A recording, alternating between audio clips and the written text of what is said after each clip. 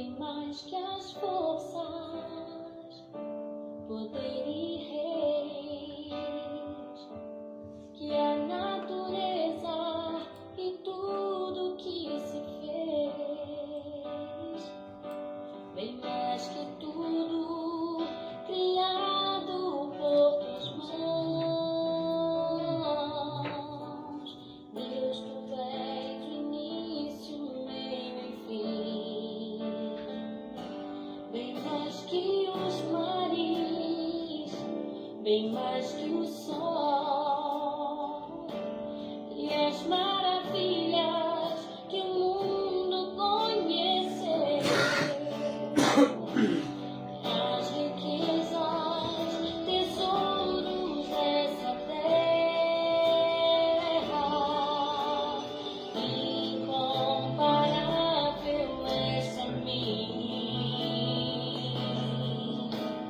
Por amor, sua vida entregou, meu Senhor.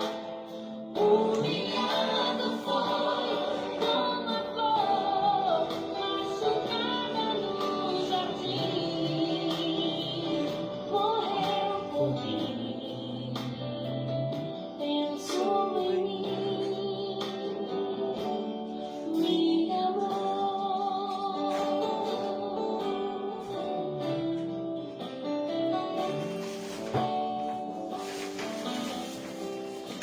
Bem mais que as forças, poder e reis, que a natureza e tudo que se fez, bem mais que tudo criado por tuas mãos. Deus, tu és início, meio e fim. Boa noite, amados, paz e graça. Estamos novamente na nossa quinta-feira onde nós paramos todas as demais coisas para ficar centrado na palavra de Deus. Para mim hoje é um motivo de alegria e gratidão. Eu quero, com essa alegria, com essa gratidão, quero fazer um convite especial para você.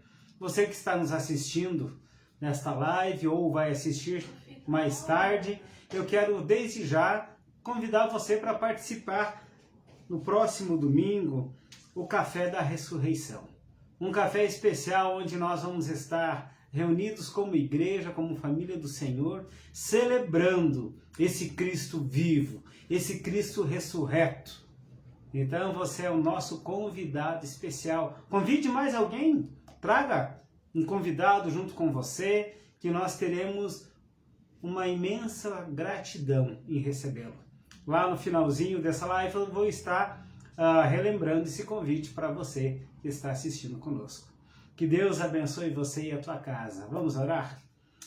Senhor nosso Deus e amado Pai, nós nos alegramos por mais um dia estarmos na tua presença, por mais esse momento especial onde paramos todos os afazeres para estar compartilhando a grandiosidade do amor de Cristo. Quero trazer, Senhor, nessa noite, a palavra do Senhor para a vida de cada um que está assistindo essa live. Que Teu Santo Espírito esteja abraçando cada um. Que as pessoas se sintam agraciadas, abençoadas, bem-aventuradas no Senhor. Pois eu oro em nome de Jesus. Amém. Antes de caminharmos por aqui, eu quero mandar o abraço da live, né? Para minhas netinhas, para Sara, para Laura. A Laura está viajando, está vindo aqui para casa, mas estão ouvindo essa live no carro também, né? Que Deus abençoe você e todos se sintam abraçados também com o meu abraço da live. Que Deus abrace cada um de vocês. Nesta quinta-feira, véspera da sexta-feira, chamada Sexta-feira da Paixão, eu quero trazer você a um momento de reflexão. Um momento onde nós vamos parar para entender um pouquinho mais desse sacrifício vicário de Cristo lá na cruz do Calvário, esse sacrifício de Cristo onde nos trouxe uma oportunidade de vida, Sexta-feira da Paixão é um chamado à reflexão. Eu quero que você pare agora para poder estar caminhando comigo, prestando atenção em tudo que vai ser proferido. Nós estamos chegando mais uma vez, à Sexta-feira da Paixão. A época do ano em que tomamos mais consciência do sacrifício que Jesus Cristo fez por todos nós.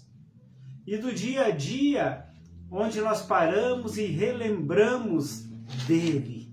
Muitas pessoas lembram de Cristo somente nesses momentos, Mas quando nós entendemos que o sacrifício de Cristo foi profundo, foi algo que nos trouxe a essência do amor de Deus, nós aprendemos a amar. Nesse dia nós paramos e lembramos deles, Geralmente nós partimos o pão, celebramos a comunhão, ou a ceia, ou a Eucaristia, como a tua denominação, a tua religião prefere chamar. Mas nós entendemos que todos esses significados, eles estão certos, porque a Bíblia nos orienta, O saudoso, falecido Dr. Billy Graham, um grande evangelista norte-americano, ele disse uma vez: todos falamos sobre o sacrifício que Jesus fez por nós, mas raramente nós falamos sobre o sacrifício que Cristo espera de nós. É chocante, não é? Nós falamos do sacrifício de Cristo, mas raramente nós lembramos do que Jesus espera por nós. O que Ele espera de nós? Você já parou para pensar nisso? Eu, meditando nesse texto, eu aprendi 4 coisas que nós podemos realmente fazer para que Deus se alegre da sua criação. Para que Deus realmente possa se alegrar do seu Filho. A Sexta-feira da Paixão, amados, ela nos chama a viver uma vida digna no nome de Jesus Cristo. Quando nós pensamos num nome para um filho, nós pensamos, vamos buscar significados, tudo, mas tem um nome na Bíblia que foi um nome desonrado, um nome que acabou perdendo todo o seu poder. Quando a gente pensa no nome de Judas, no hebraico, Judas significa louvor. Mas a pergunta que eu faço, mas a quem foi dado o verdadeiro louvor? Através da vida de Judas. A quem ele louvou? A Deus não foi. Não foi a Deus que ele louvou. Ao contrário, foi o inimigo de Deus, Satanás, que ele louvou. Eu vejo 3 características aqui indesejáveis atribuídas a Judas na Bíblia. Alguns textos que mostram que ele perdeu a oportunidade de ser uma bênção. A primeira característica está lá em João 12:6, que diz: ele disse isto não porque se preocupava com os pobres, mas porque era ladrão e, tendo a bolsa do dinheiro, tirava o que era colocado nela. A primeira atribuição a esse homem chamado Judas foi a ganância. Ele vendeu Jesus Cristo pela ganância, pelo benefício que poderia trazer. A Sexta-feira Santa, ela traz à nossa consciência esse sacrifício de Cristo. Ela também fala no Evangelho de Lucas, no capítulo 22, versículos de 1 a 6, onde Judas, ele estava perante a multidão, procurando um momento, uma oportunidade para entregar Jesus. Para Jesus ser condenado, ser preso, crucificado. Então nós vemos esse significado de Judas não como louvor, mas sim como traidor. Nós também vemos no Evangelho de Mateus, no capítulo 26, versículo 24, a palavra de Deus diz assim: o Filho do Homem vai como está escrito a seu respeito, mas ai daquele por quem o Filho do Homem está sendo traído. Melhor seria para ele nunca tivesse nascido. Judas deixa de ter um nome de louvor e passa a ter um nome de maldição. Ele foi maldito porque ele negou a Cristo. Como é complicado. Judas começou muito bem. Ele foi chamado por Jesus para ser um dos seus discípulos. Mas seu fim foi uma grande tragédia. Aí você pode parar e perguntar, mas o que deu de errado? Judas servia a Jesus e ao mesmo tempo ele era ganancioso. Ele era uma pessoa egoísta, uma pessoa que se preocupava só com ele. Ele era um traidor, ele era uma pessoa maldita. A Bíblia diz que nós não podemos servir a dois senhores. Não tem como. Não tem como a gente viver servindo a dois senhores. Um vai dominar mais do que o outro. E na vida de Judas foi o poder, a ganância que dominou a sua vida. Judas andou com Jesus por 3 anos. Em vez de ele confessar os seus problemas a Jesus, ele se entregou em todo esse tempo a fazer as coisas erradas. A ganância deu origem à traição. A traição deu origem a uma maldição.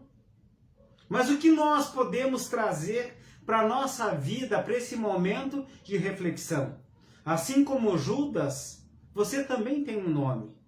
E esse nome não é o teu nome próprio, como eu, Rosemar, Margarete, Elizabeth, Helenita. Não, não é esse nome. Nós somos chamados de filhos de Deus. Lá no Evangelho de João, no capítulo 1, versículo 12, ele diz que nós somos filhos de Deus. A Sexta-feira da Paixão, ela chama você para viver uma vida digna desse nome. Aí você pergunta, mas como eu posso fazer isso? Você deve decidir a quem você quer servir.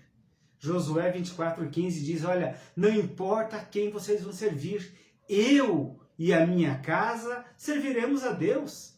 Ele escolheu servir a Deus.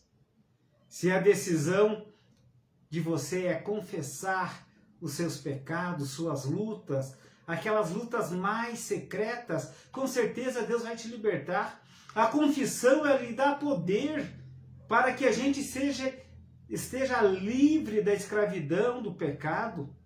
Isso fará com que você tenha graça perante Deus, para você viver digno daquele nome que é acima de todo nome.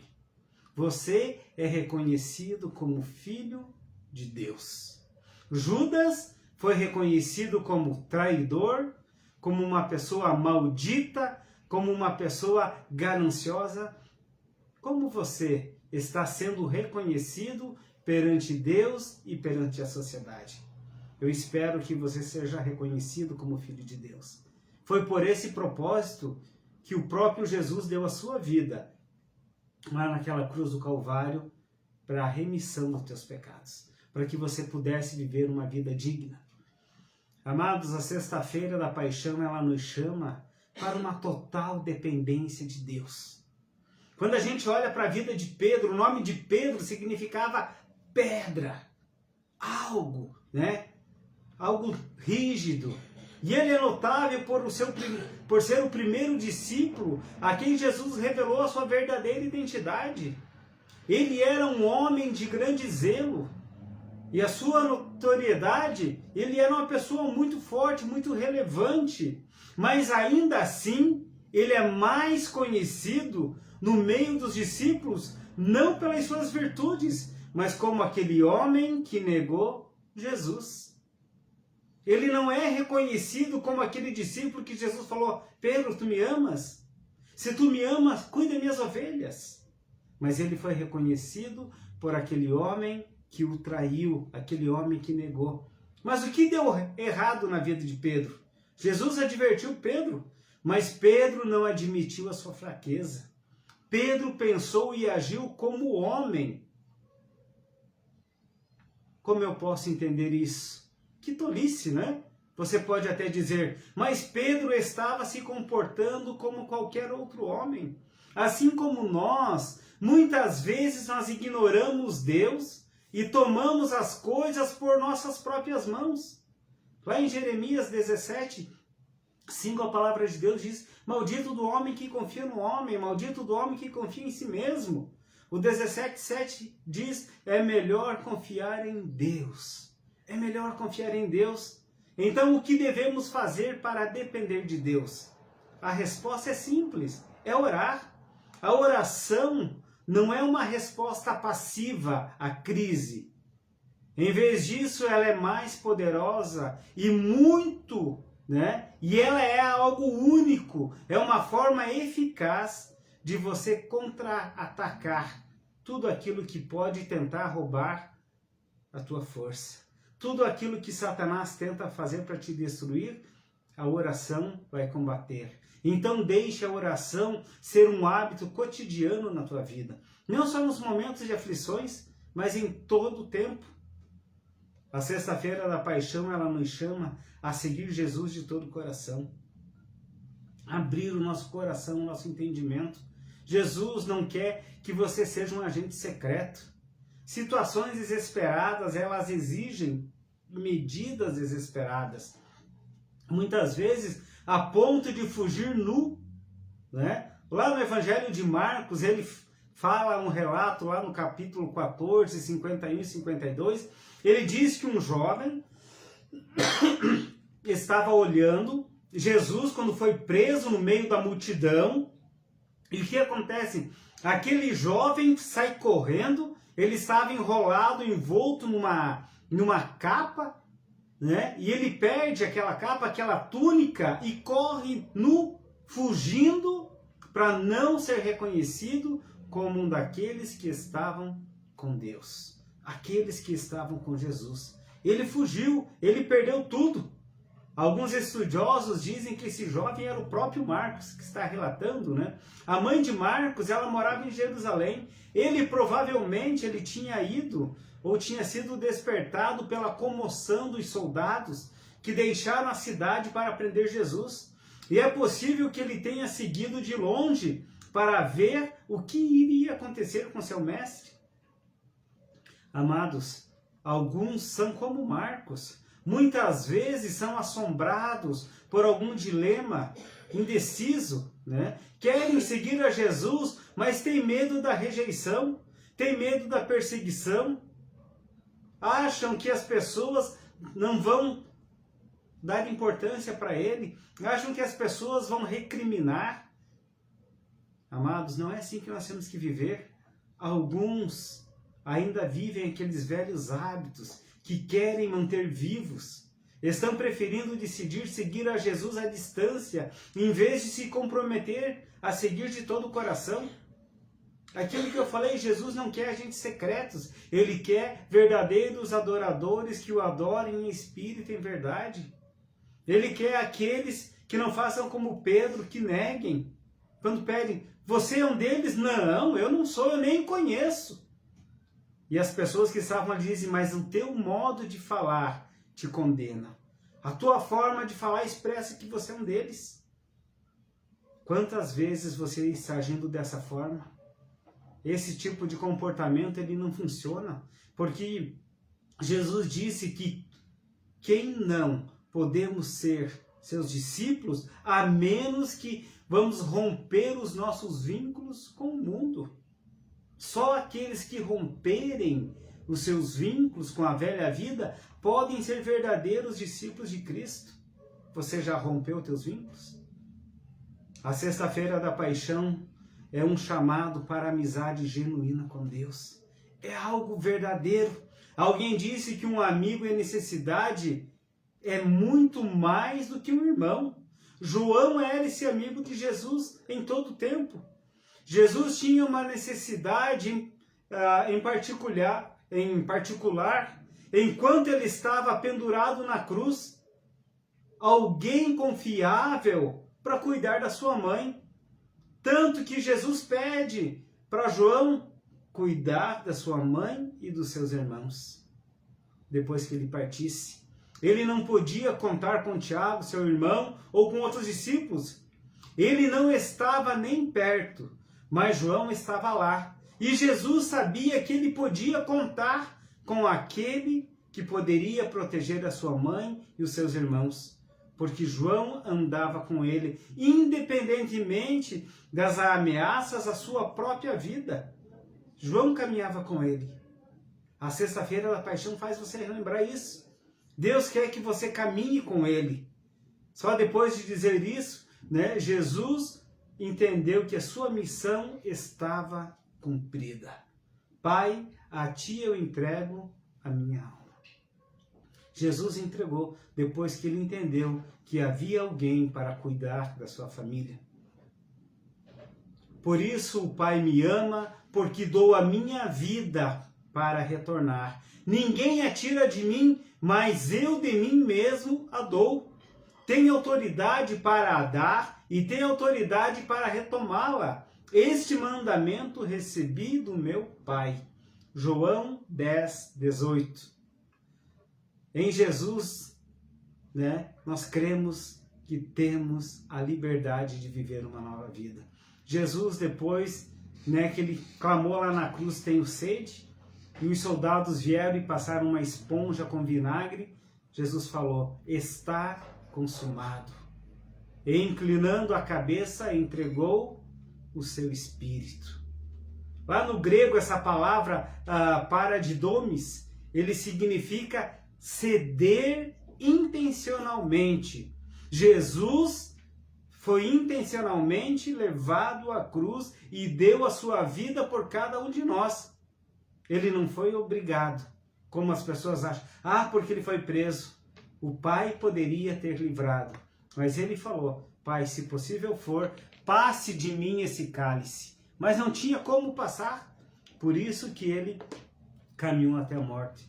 Jesus não poderia morrer até saber que a sua mãe e a sua família estava segura. Sua missão seria incompleta se ele abandonasse. Portanto, João encontrou o final e a maioria da necessidade de Jesus. Então, Jesus pôde descansar e entregar a sua vida. Através da vida de João, nós vemos que Jesus ensinou como ter um relacionamento, como ter um amigo. A sexta-feira da paixão, ela nos traz isso para a nossa vida. Jesus foi tentado no deserto e a gente também lembra que na manhã da ressurreição, ele apareceu para os seus discípulos, aquele que ele tinha um relacionamento. Você tem se relacionado com Deus? O que a sexta-feira da paixão tem trazido para a tua vida? Você entendeu que o sacrifício de Cristo foi um presente para você? Um presente do qual nós não merecíamos? E esse presente nos trouxe uma nova vida, nos trouxe uma vida eterna com Cristo. Seja o que for, coloque à disposição de Jesus. Se você é verdadeiramente seu amigo, se você realmente entende, você tem que viver a vida como Deus quer que você viva. Amados, na vida nós encontramos muitas pessoas que estão dispostas a morrer por Cristo, mas não querem viver com Cristo. Jesus não está pedindo para que você morra por Ele. Ele está pedindo que você viva a vida que Ele te deu. A sexta-feira da paixão, ela nos lembra o sacrifício de Cristo. Ele sim se doou por cada um de nós. E Ele não quer que você se doe por Ele. Ele quer que você viva a vida que Ele te deu de graça, como um dom gratuito, um presente que nós não merecíamos. Essa vida que nós temos em Cristo faz com que você possa romper todos os grilhões que te aprisionam, tudo aquilo que tenta roubar a tua alegria. Por isso que quando chegamos nesse dia tão especial, nós temos que entender o que você tem feito por amor a Cristo. Por amor, Ele se entregou a você. Por amor, Ele se entregou a sua vida por cada um de nós. Eu quero orar mais uma vez por você. Pai de amor, Pai que é rico em misericórdia, cremos no Teu poder, na Tua fidelidade. Sabemos, Senhor, que tudo está em Tuas mãos. Tu és o doador da nossa vida. Tu és o nosso general. Tu és o Deus Todo-Poderoso. Que quando adentrarmos nessa sexta-feira, possamos realmente entregar a nossa vida a Cristo. Possamos lembrar do alto preço que tu pagou lá no Calvário por cada um de nós. Foi por amor. Foi uma decisão sua de escolher dar a sua vida por pessoas que não merecíamos. E hoje nós temos essa liberdade com o Pai. Aquele véu que separava já não separa mais. Nós temos intimidade de relacionar-nos com Deus. Através de Jesus Cristo, que é o único caminho, é a única verdade, é a única fonte de vida, o qual nós conseguimos viver abundantemente no Senhor. Que nesta noite, Pai, as pessoas possam querer viver a eternidade com Cristo. E a eternidade começa hoje, não é após a morte. A eternidade começa em vida, porque Tu nos prometeu uma vida eterna. E é nessa vida eterna que nós vivemos o Teu amor. Por isso, Pai, muito obrigado. Eu oro em nome de Jesus. Amém. Amados, relembrando que no próximo domingo, né? Domingo de Páscoa, nós teremos o nosso Café da Ressurreição. Aqui na Primeira Igreja Batista de Papanduva, o nosso culto vai começar às 9 horas da manhã. Vai ser um pouco antes, porque o nosso culto vai ser um culto festivo, um culto de ressurreição, de alegria. Vamos estar celebrando, tomando um café, todos juntos na igreja e celebrando a ressurreição de Cristo. Porque Ele vive, nós podemos crer no amanhã. Porque Ele vive, nós não temos mais nenhum temor. E eu te convido, você, e convide mais alguém. Venha junto participar, celebrar conosco esse dia de vitória. Eu creio que é o melhor dia de comemoração na vida de todo cristão. O sacrifício que Cristo rompeu a morte. Se você não pode vir até a igreja, participe com a gente na tua casa mesmo, onde você está. 9 horas da manhã, no próximo domingo. Participe, celebre o teu café com a tua família, vamos participar junto. Mas se você puder estar com a gente, será muito bem-vindo. Que Deus abençoe você e a tua casa e te dê uma semana repleta de vitória, de alegria, na presença do Pai. Deus abençoe a todos.